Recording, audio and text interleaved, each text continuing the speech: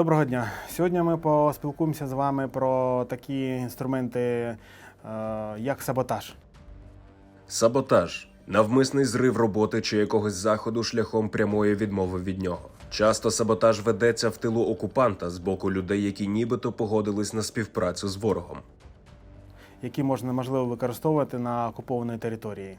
Зараз я перейду на мову оккупанта и буду разговаривать с вами на русском языке, потому что мы партизаны, и мы должны говорить с оккупантом на одном языке, чтобы не попасть в поле его подозрения. Я расскажу вам сейчас о методах именно саботажа, которые вы, возможно, уже где-то читали в социальных сетях, но я приведу вам примеры именно как мы использовали это на оккупированной территории в Луганске с 14 по сегодняшний день. Самым простым и распространенным способом это является печатание листовок и расклеивание их в местах скопления людей или же возле, не перед, возле места расположения российской оккупационной армии. Сразу несколько инструментов по безопасности. Одеваться надо как можно неприметней. Эту одежду, в которой вы одевались и делали эти операции, надо ни в коем случае нельзя хранить дома, где-то там прятать ее. И именно обращать внимание на те места, где вы будете расклеивать, чтобы не было таких зданий, допустим, государственных рядом, где, скорее всего, будут расположены на фасадах видеокамеры, чтобы не попасть в поле зрения этих видеокамер. Сейчас коронавирус, и многие люди ходят в масках черного цвета, цветных. Это тоже очень сильно помогает для демаскировки. Как показала практика 2014-2015 года, когда мы разбрасывали листовки рядом с местами расположения российских войск, российские солдаты выходили там в магазины или какие-то перемещались по городу и попадали эти листовки в поле зрения, и это очень сильно их психологически давило на них. Они считали, что они находятся рядом на своей уже территории и понимают, что рядом находятся люди враждебно к ним настроенные, и можно ожидать удара в спину за любым поворотом. Точно так же можно расклеивать и разбрасывать листовки в местах скопления гражданских людей, именно листовки патриотической направленности. Это, как правило, мы расклеивали их в местах, где на автобусной остановке, в районе городского рынка, возле магазинов, возле предприятий, которые работали, еще люди, где ходили на работу, и можно было на перекрестках дорог. То есть попадались патриотические листовки с призывами не подчиняться оккупационной администрации, или же просто были патриотические листовки, посвященные каким-то украинским государственным праздникам. Сарафанное радио быстро разносило это по городу. Люди понимали, что Украина вернется, Украина не сдается, Украина здесь, она не ушла, она здесь находится в подполье. Это стимулировало и патриотически настраивало народ и очень пугало тех, кто сотрудничал с оккупационной администрацией. Размещение патриотических граффити. Просто я вам расскажу пример. С 14 даже по 17 год по дороге, по трассе Красный Луч, Снежное, на всех столбах, которые шли вдоль дороги, было просто две полоски, голубая и синяя, как символ украинского флага. И многие, проезжая в автобусах или на машинах, оно было как раз на уровне глаз, и все обращали внимание, и это тоже показывало очень многим, что это Украина, вы на украинской территории. Российские войска, мы знаем, что останавливались, где-то пробовали сдирать эти краску, но столбов по трассе очень много, и все равно у них до конца не получилось уничтожить эти граффити, и они до сих пор там есть. Очень часто в Антраците, в Ровеньках было автобусные остановки по трассе Харьков-Ростов, были расписаны патриотическими лозунгами «Слава Украине», Украине, Путин это Гитлер. Это очень сильно тоже давило на оккупационную администрацию. Луганчане помнят, как в центре Луганска, ну, скорее всего, патриотичная молодежь на высоких зданиях, как они забирались туда, было неизвестно, но они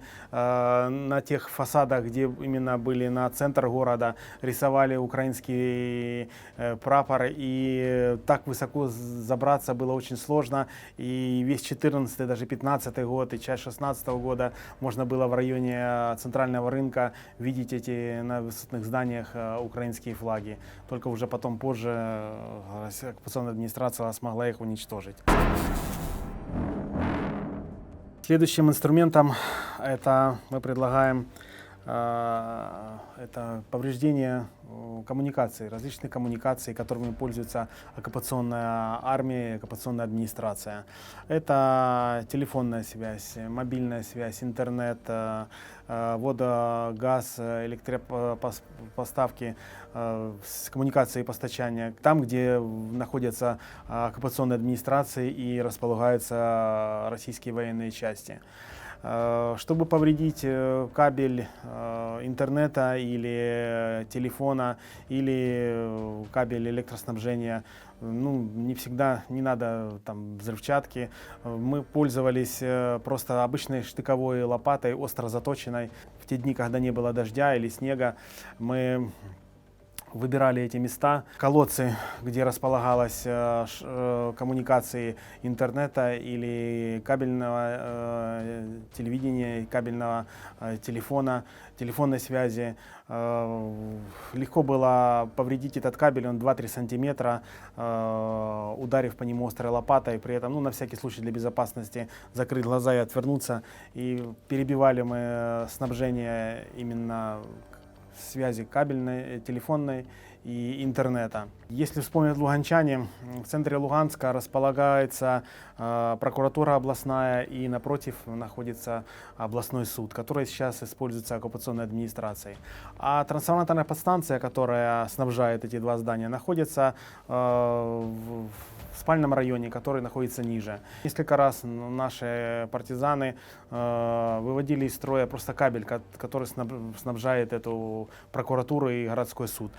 Бронированный кабель выходил, небольшое сечение, выходил именно из земли, и так, ну, так строители сделали, что заходил в подстанцию, было небольшое окошко, которое позволяло каким-то предметам, ну, как острая лопата, на расстоянии повредить его, и это выводило из строя. Они часто, ну, достаточно так было, сидели без электричества в прокуратуре и в суде. Следующий инструмент, который я хочу вам рассказать, это повреждение транспорта, грузового транспорта. Ну, мы уже сейчас видим, что даже вот в 2022 году очень много военного транспорта было уничтожено на фронте, и враг часто использует гражданский транспорт для перевозки каких-то военных грузов. Это берется транспорт каких-то частных предприятий, автобаз, и также используется железнодорожный транспорт. Чтобы вывести из строя автомобильный и железнодорожный транспорт, ну, достаточно простого.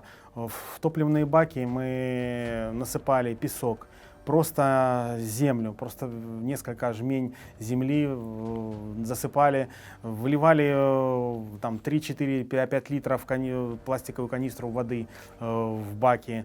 Ну, самое, конечно, действенное — это просто высыпать полкилограмма сахара в любой бак, или дистоплива, или бензина. Это его не повредит, но это остановит транспорт, забьются фильтра и забьется топливная система, и этот транспорт придется ставить на ремонт, это останавливает. О таком инструменте, как дезинформация в социальных сетях. В Луганске был очень известный такой факт, когда, это, по-моему, был 19-й год, наши ребята сделали открытку такую на фирменном бланке оккупационной администрации ЛНР. Было размещено объявление, что к дню образования ЛНР в Луганске, в центральной областной администрации будут раздавать продуктовые наборы всем ветеранам там, войны, как они называли, современной, и ветеранам Великой Отечественной войны, как они называют. Эта информация была размещена в социальных сетях и в группах, разных чат-группах, в вайбер-группах, в местных, в Луганске и прилегающих городах. На сегодняшний день жители на оккупированной территории в Луганске, мы не ожидали этого, очень многие именно смотрят интернет, потому что хотят, видно, знать альтернативную информацию, не доверяют оккупационному телевидению. Перед оккупационной администрацией собралось около 500 человек. Это были в первую очередь пенсионеры, которые недовольные кричали, что их обманули. Вот мы видели, там в компьютере было написано подпись пасечника, этого руководителя оккупационной администрации, что к дню образования ЛНР будут раздавать продуктовые наборы, что вы нас обманываете. Там было написано, что Путин обещал. Было так интересно, красиво составлен текст. Эта толпа привлекла к себе в центре Луганска очень большое количество зевак, которые просто ходили по местных жителей. И недовольство было такого уровня, что на следующий день пасечнику пришлось выступать по их оккупационному телевидению и оправдываться, что это дезинформация, что это работа ДРГ. И он выразился так, что никаких продуктовых наборов к дню образования ЛНР мы не планировали. И это его высказывание еще больше озлобило народ. В социальных сетях было, а потом обсуждалось это, что как это, к дню образования ЛНР и никакой помощи не оказали. Это еще больше нагнетало недовольство оккупационной администрации. А так, в принципе, нет границ для совершенствования по саботажу и по нанесению какого-то морального информационного ущерба оккупационным администрациям, но все равно я прошу вас, берегите себя, будем беречь нашу Украину.